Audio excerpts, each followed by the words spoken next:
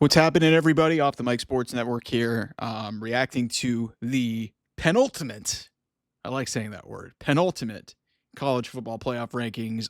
There's only one more to go, the one that actually matters, on Sunday, where we will know the 12 teams that are going to have the right to play for the national championship. And there is drama all over the place here. There is drama all over the place. The most noteworthy thing that happened in these rankings ahead of it is that Alabama, who was number 10 last week, jumped Notre Dame, who was number 9 last week. They flip-flopped. No, and effectively, that's the cut line. Notre Dame would be the last at-large team into this field, because you still have an ACC champion, presumably, but we'll talk about that in a second because that whole thing is going to get really interesting. And you have a group of 5. So you have at least a group of 5, maybe another group of 5, or ACC champion, Virginia. But Alabama beat a 5-win Auburn team barely by a touchdown in the Iron Bowl, survived and escaped in a game that shouldn't have been close, but it's a rivalry game. Notre Dame, nobody really watched the game because it was at 10:30 Eastern. Clobbered Stanford, beat them by 3-4 touchdowns, and has been playing better than anybody. They've won 10 or as good as anybody in the country since they lost their first 2 games of the season by a combined 4 points. So how is Alabama up 1 spot after that? It feels like the committee is trying to protect their ass and keep the five SEC teams in this field, and Alabama is safe no matter what happens against Georgia, unless, maybe they get blown out, but I don't know if they're going to do that. At 10, you're risking them, hey, what if BYU wins and BYU's 11, but if BYU beats Texas Tech, they lock themselves in. Texas Tech, who's 4 in this week's rankings, they ain't going anywhere even if they lose, because they already beat BYU handily this year. So the only loss that they have on their resume is a loss to an Arizona State team where they didn't have their quarterback. So this whole thing is a fucking mess, because not only is BYU 11 and on the cusp of maybe wrecking somebody else, Miami is 12, Texas is 13, Vanderbilt is 14. So you could make a case for the 4 teams that are projected to be out of this thing as of right now, which are BYU, but BYU can win their way in. But Miami, Texas, and Vanderbilt are done for the season. Notre Dame is in the clubhouse in there. Here's the first thing.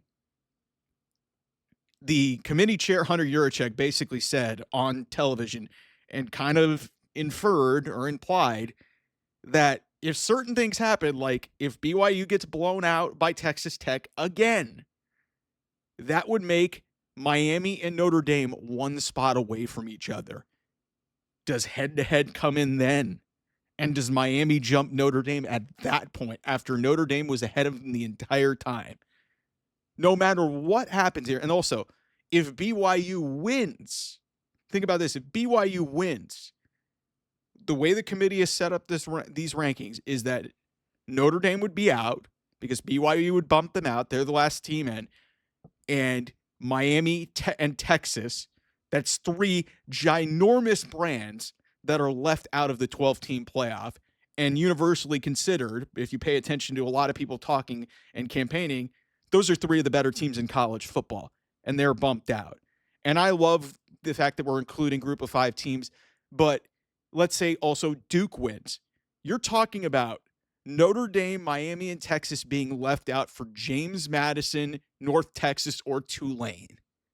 That is insane. And by the way, all 3 of those coaches of those group of 5 teams that I just mentioned that could all make the playoff, they're all going somewhere else.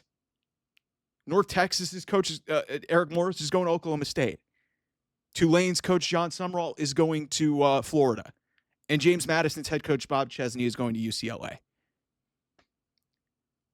What I'm here to tell you guys, based off what I've seen in these rankings, somebody is going to be pissed off and is going to throw a fit, whether it's going to be a conference commissioner, an athletic director, whoever, and this format is going to get changed. Within the next 2 years, we will be at least at 16 teams, if not next year. This thing is expanding imminently with the way that this thing has been handled and with the way that these rankings have shaken out. Because let's say there's no ACC team Miami gets left out, and we have 2 group of 5 teams in, and we're talking about Notre Dame, Miami, and Texas, 3 of the better teams on the board. Yes, I understand Texas has a lot of flaws, but they're playing good football, and they have a really good resume. And despite what I said earlier, their Ohio State argument, I definitely understand. I don't like it, but I get it, and it's very valid. And but at the same time, they also lost to Florida, and they played close against in an overtime against Mississippi State and Kentucky, 2 of the worst teams in the SEC. Miami, you lost to Louisville at home, and you lost to SMU in overtime. Somebody is going to be pissed off on Sunday. There are 2 teams right now that are heavily being debated upon that are completely in the clubhouse. Notre Dame has been ahead of Miami this entire time, but they left the door open for Miami to jump Notre Dame, say BYU loses again. And if BYU wins, Notre Dame's out anyway. So, and then you've got the ACC component of a Power 4 league being left out of the playoff altogether.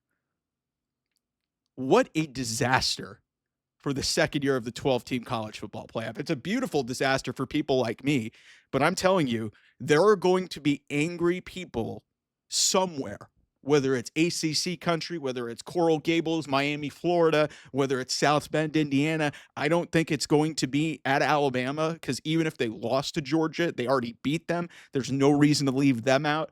It's just, man, I can't believe this. Also, side note, how about this for a headline? All this talk about leaving Ole Miss out of the playoff, and then they also stabilized, and, Charlie Weiss Jr., their offensive coordinator, is going to be calling plays for them in the playoff, despite Lane Kiffin leaving. Ole Miss went up a spot. I understand things changed, and, some teams lost in front of them.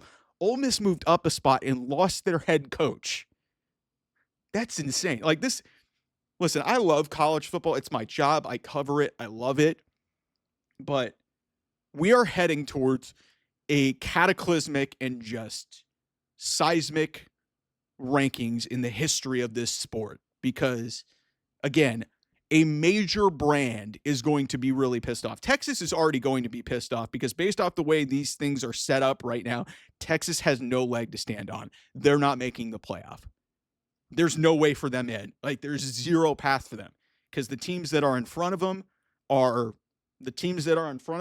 Notre Dame and Miami. One of those teams is getting in. And everyone else in front of them is either in the clubhouse or is playing in a conference championship game, and you're not going to, in good conscience, take them out.